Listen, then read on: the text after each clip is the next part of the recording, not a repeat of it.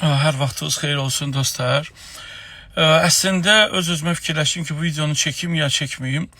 Sonra düşündüm ki, deyəcəklər ki, hələ sənin evladın 1 yaşı var, haçan o məktəbə gedəsi.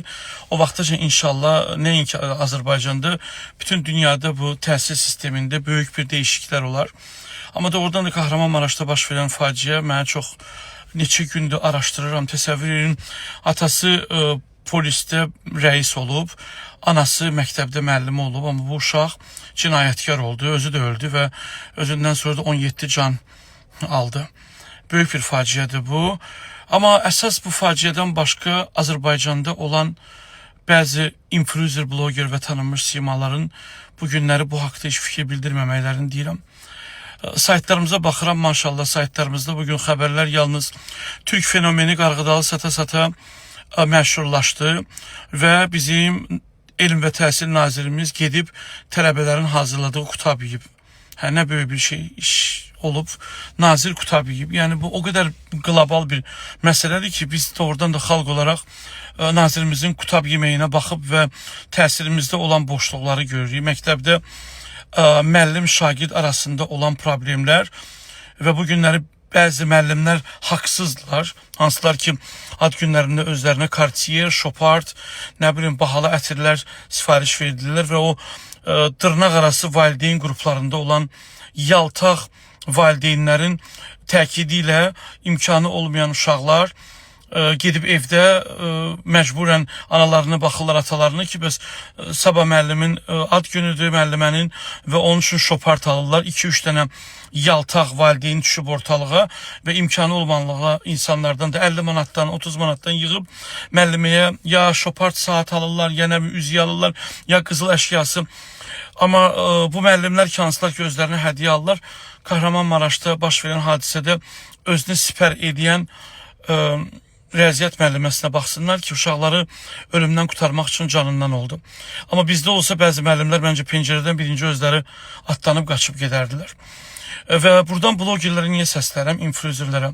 Uşaqlarımızın bahalı həyatını, bahalı ad günlərini, bahalı yaşayışınızı, bəzən də bəzi qurumlara yaltaqlıq eləmək üçün videolar çəkib onlara yaltaqlamağınızı görmüşük. Allah işlərinizi avan eləsin, ruzunuzu bol eləsin. Bəs niyə bir valideyn olaraq siz də belə videolar çəkib, yəni mənim kimi yox ha, yəni özünüzə aid videolar çəkib, bu sosial şəbəkədə olan bəzi oyunlar vardı ki, uşaqlar onu oynayırlar, orada onlar işlərində qisas almaq üçün qəhrəman olmaq istəyirlər və düşünürlər ki, biz belə bir şey eləsək, bütün ölkə bizdən danışacaq, biz tanınacağıq, bunun qarşısını almaq üçün təbliğat niyə aparmırsınız?